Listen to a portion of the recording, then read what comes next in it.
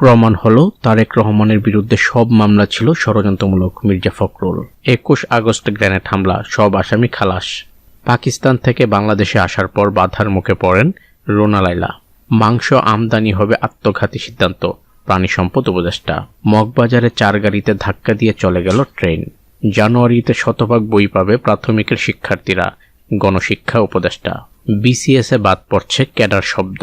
গণমাধ্যম কর্মীদের সপ্তাহে 2 দিন ছুটি থাকা উচিত, পিআইবি মহাপরিচালক। বিশ্বে প্রথম যৌনকর্মীদের জন্য পেনশন আনছে বেলজিয়াম, সঙ্গে মাতৃত্বকালীন ছুটি। ট্রাভেল পাস নিয়ে প্রথমবার সেন্ট মার্টিন গেলেন 653 পর্যটক। খুব তাড়াতাড়ি দেশে ফিরবেন তারেক রহমান। ভুয়া মুক্তিযোদ্ধাদের শনাক্ত করছি, মুক্তিযুদ্ধ উপদেষ্টা। নতুন বাজেটের অনুমোদন দিল পুতিন। ঢাবির জগন্নাথ হল ঘিরে সাম্প্রদায়িক দাঙ্গার আশঙ্কা।